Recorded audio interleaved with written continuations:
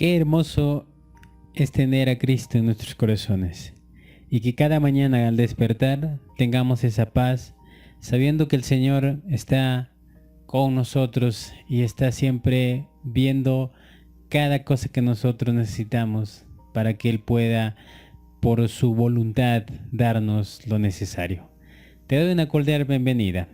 Tu amigo y hermano Eduardo te saluda y quiere compartir un nuevo estudio contigo. Si estás cansado de, de esta vida que vivimos, recuerda que tu hogar puede ser un pedacito de cielo donde puedas encontrarte con nuestro Salvador. No hay batalla que Cristo haya perdido. Siempre la batalla la ha ganado Cristo. Y queremos ser nosotros, sus siervos, seguir el camino correcto y poder llegar hasta ese lugar que el Señor nos está preparando para cada persona que acepte este mensaje. Mi querido hermano y amigo, vamos a empezar este estudio, pero ante todo quisiéramos nuevamente humillarnos ante Él para que Él pueda ayudarnos a entender su palabra. Padre Santo que moras en las alturas de los cielos, como hijos pecadores venimos ante ti, Señor, y no queremos empezar nuestro día sin antes, Señor, comunicarnos contigo y poder estudiar este corto estudio para que las personas salgan con la seguridad de que tú les estás acompañando. Mi Señor, hay personas que no tienen quizás oportunidad de escuchar este mensaje, pero Señor, por tu bendita voluntad, envía personas para que puedan darle ese mensaje de amonestación.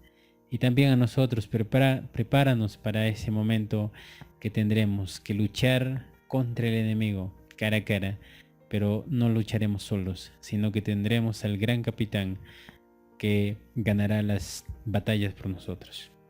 Ayúdanos, Señor, que tu Santo Espíritu pueda estar con nosotros. En el nombre de Jesús. Amén. Bueno, mis queridos hermanos, vamos al estudio en esta mañana. El título es Una intercesión semejante a la de Cristo. Es interesante que cuando Cristo oraba, siempre intercedía por cada pecador para que tenga la oportunidad de salvación. La pregunta dice, ¿cómo somos alentados a imitar el más grande ejemplo de oración intercesora? Interesante, vamos a irnos a Lucas, el capítulo 22, el versículo 31 y 32. Lucas, capítulo 22, y los versículos del 31 al 32 dice: Dijo también el Señor: Simón, Simón, Satanás os ha pedido para zarandearos como trigo, pero yo he rogado por ti que tu fe no te falte, y tú, una vez vuelto, confirma a tus hermanos. Dice el Señor encontrándose con Pedro: Satanás había pedido ser zarandeados y que Pedro tendría que soportar la prueba más terrible. Y esa prueba lo encontramos en los evangelios cuando Pedro tuvo ese momento tan difícil al dar la espalda a su Señor.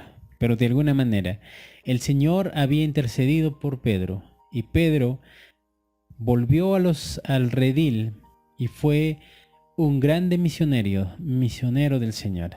Entonces, cuando nosotros nos damos cuenta que esa oración intercesora de parte de Cristo nos da la seguridad para poder seguir el camino que Dios ha trazado para nosotros.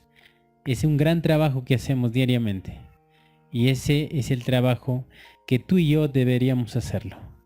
Entonces, recuerda que el Señor está orando por nosotros y nos está ayudando a caminar, pero de alguna manera, así también como Cristo oró e intercedió por personas pecadoras, nosotros también tendríamos que orar por esas personas para que su fe no les falte y su fe pueda lograr vencer al enemigo. En Juan, el capítulo 17, 20, vamos a ver lo que nos dice. Juan, capítulo 17, versículo 20. Dice así: No ruego solamente por ellos, sino también por los que han de creer en mí, por la palabra de ellos. Qué interesante. No ruego solamente por los que tengo a mi lado, sino también por las personas que han de venir, porque ellos también necesitan de la palabra. ¿Y quiénes serán las personas que lleven ese mensaje? Pues sin duda que son las personas discípulos de Cristo. Necesitamos nosotros prepararnos en esta escuela de la vida. Nadie que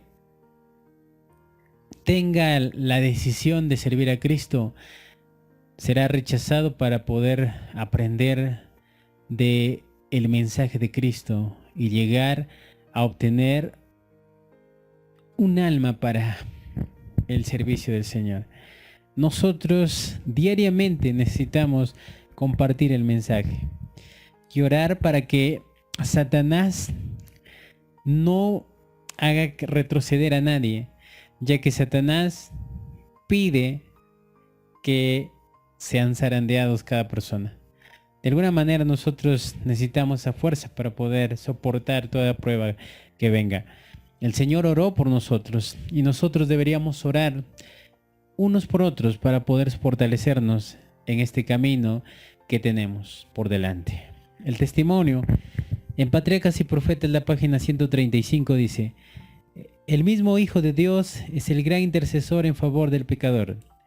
El que pagó el precio de su redención conoce el valor del alma humana, sintiendo hacia la iniquidad un antagonismo que solo puede existir en una naturaleza pura y inmaculada. Cristo manifestó hacia el pecador un amor que solo la bondad infinita pudo concebir. En la agonía de la crucifixión del mismo, cargó con el espantoso peso de los pecados del mundo. Oró por sus vilipendiadores y asesinos. Padre, perdónalos porque no saben lo que hacen. El grande amor de Cristo por la raza humana es la que debería darnos a nosotros a conocer que también nosotros necesitamos amar al enemigo y que nosotros necesitamos orar para que esa persona tome en cuenta y que en algún momento pueda tomar el camino que nosotros estamos. La pregunta decía: ¿cómo somos alentados a imitar el más grande ejemplo de oración intercesora? ¿Cómo somos alentados? Porque Cristo, el Dios del universo, hizo eso por la raza caída. ¿Cuánto más nosotros, que somos pecadores, necesitamos orar por otros? Vamos a una siguiente pregunta. Dice la siguiente pregunta: ¿por qué debemos redoblar nuestros esfuerzos al orar por otros? Romanos el capítulo 13. Romanos capítulo 13, versículos 10 y 11. Dice así: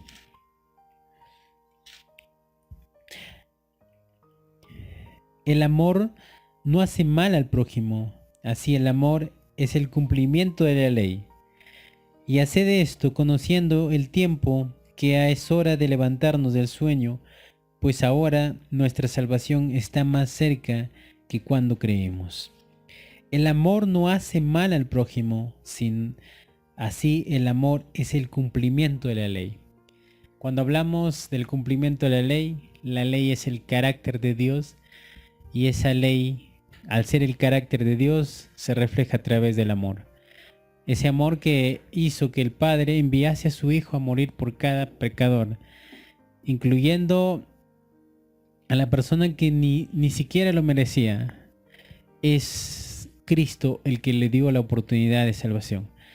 Y el apóstol Pablo, escribiendo la carta a los romanos, escribe y dice que el amor es el cumplimiento de la ley. A nosotros amar a Dios, podremos cumplir la ley como es necesaria. Si nosotros no amamos a Dios, no podremos cumplir la ley de Dios. Y por esa razón, Él exhorta y dice que debemos despertarnos de ese sueño que tenemos para poder ver la luz admirable. En 1 Corintios, el capítulo 15, versículo 34. Vamos a ver lo que nos dice. 15:34.